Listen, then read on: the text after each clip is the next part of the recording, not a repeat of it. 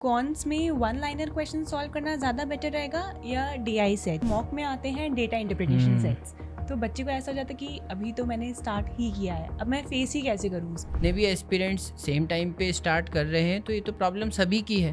तो you all are on the same platform. Don't think in that way कि right from the beginning या right from the first सब आना test चाहिए। एकदम मुझे सब कुछ बनने लगेगा। इसलिए अगर आप पहली बार में 120 बना लोगे तो फिर करोगे क्या? फिर प्रिपरेशन करना ही किस लिए?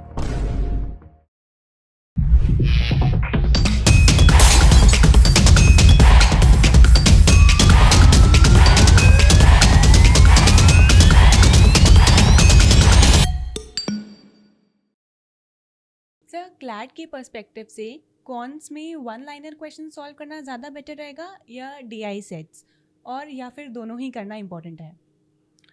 एक्चुअली डिपेंड करता है ना।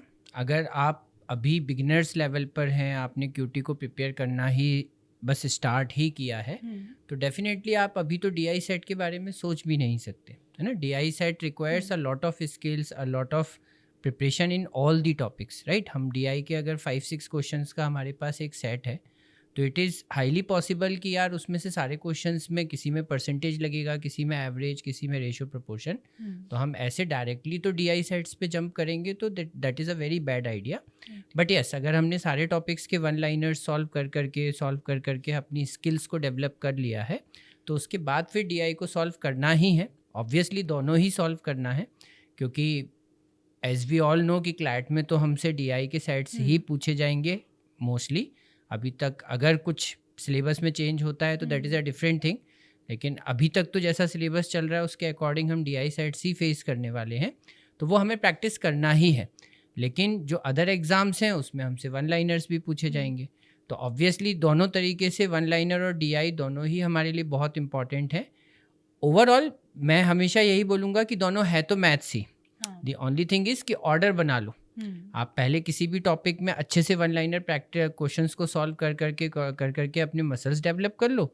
उसके बाद फिर उसी टॉपिक के डीआई सेट सॉल्व कर लोगे तो बढ़िया हो जाएगा, फिर सारे एग्जाम्स एक साथ सही चलते रहेंगे। ओके, बट सर, बच्चा जब से प्रिपरेशन स्टार्ट करता है अपन उनसे बोलते हैं कि 1-2 हफ्ते बाद आपको मॉक देना स्टार्ट कर देना चाहिए, और मॉक में आते हैं डेटा इंटरप्रिटेशन सेट्स, तो बच्चे को ऐसा हो जाता है कि अभी तो मैंने स्टार्ट ही किया है, अब मैं फेस ही कैसे करूँ उसको?